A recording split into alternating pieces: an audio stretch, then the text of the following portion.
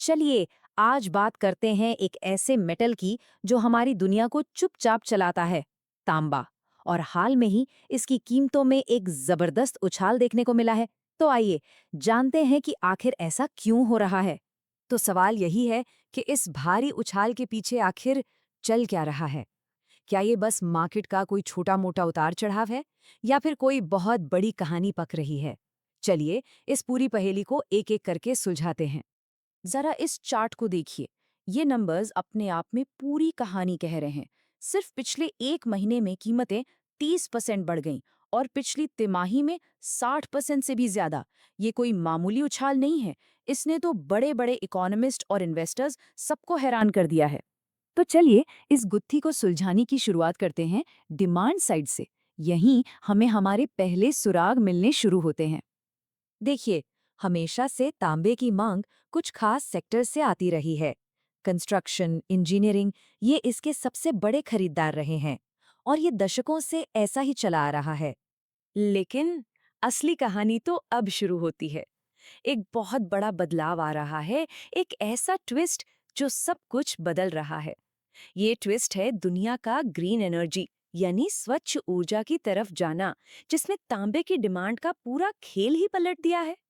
और इस बदलाव को समझने के लिए ट्रेडिशनल और इलेक्ट्रिक गाड़ियों के बीच के फर्क से बेहतर कोई उदाहरण नहीं हो सकता। जरा सोचिए, एक नॉर्मल पेट्रोल या डीजल वाली कार, उसे बनाने में करीब 48 पाउंड तांबे का इस्तेमाल होता है। ये सालों से एक स्टैंडर्ड रहा है। वहीं दूसरी तरफ एक इलेक्ट्रिक गाड़ी में 183 पाउंड तांबा लगता है। मतलब एक पारंपरिक कार के मुकाबले लगभग 4 गुना ज्यादा। इसका मतलब साफ है, जैसे जैसे सड़कों पर इलेक्ट्रिक गाड़ियां बढ़ेंगी, तांबे की मांग भी रॉकेट की तरह ऊपर जाएगी। और ये कहानी सिर्फ गाड़ियों पर ही खत्म नहीं होती। ग्रीन एनर्जी के दूसरे सोर्स भी तांबे के बहुत बड़े उपभोक्ता हैं। मिसाल के तौर पर एक बड़ी पवन चक्की मतलब विंड टरबाइन में 4.7 टन तांबा लग जाता है। तो डिमांड हर तरफ से बढ़ रही है। तो डिमांड की कहानी तो समझ आ गई। अब सिक्के का दूसरा पहलू देखते हैं, यानी सप्लाई, जो कि बुरी तरह से लड़खड़ा गई है। दुनिया का करीब करीब आधा तांबा बस इन 5 देशों से आता है। अब इसका मतलब क्या है? इसका सीधा सा मतलब ये है कि अगर इनमें से किसी भी एक देश में कोई गड़बड़ हुई, चाहे वो पॉलिटिकल हो या कुदरती, तो असर पूरी दुनिया की सप्लाई पर पड़ेगा। और हुआ भी बिल्कुल यही।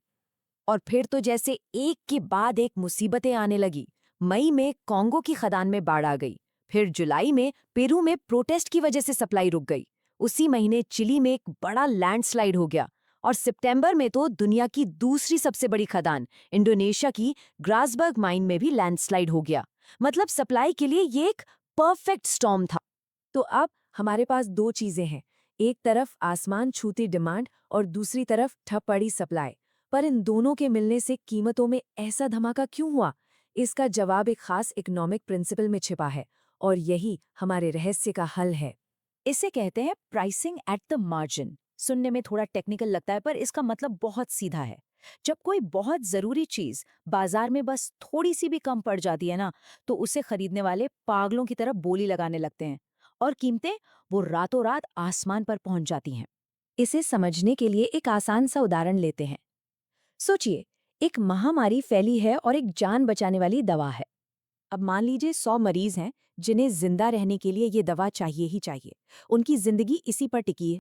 लेकिन एक प्रॉब्लम है, दवा की सिर्फ 99 डोजेज ही मौजूद हैं। सिर्फ एक कम, यानी बस 1% की कमी। अब इतनी सी कमी से क्या ही फर्क पड़ेगा? सवाल यही है कि जब कमी इतनी मामूली है तो कीमत पर क्या असर पड़ेगा।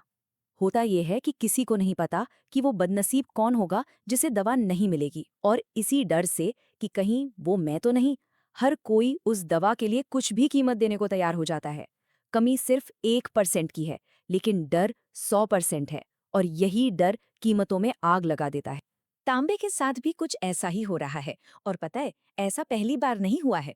2006-2008 में देखिए, तांबे में 2% से भी कम की कमी आई थी और कीमतें 3 गुना हो गई थी।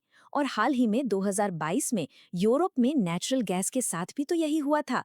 जरा सी सप्लाई कम हुई और कीमतें 10 गुना बढ़ गई। तो ये तो हुई पूरी कहानी की कीमतें बढ़ी क्यों। लेकिन अब आगे क्या? इसका क्या मतलब है, खासकर भारत के लिए? चलिए समझते हैं। देखिए, भारत की सिचुएशन काफी इंटरेस्टिंग है। हम दुनिया के टॉप माइनर्स में तो नहीं है, लेकिन हाँ, टॉप रिफाइनर्स में जरूर हैं। हमारा रिफाइंड कॉपर का प्रोडक्शन भी बढ़ रहा है।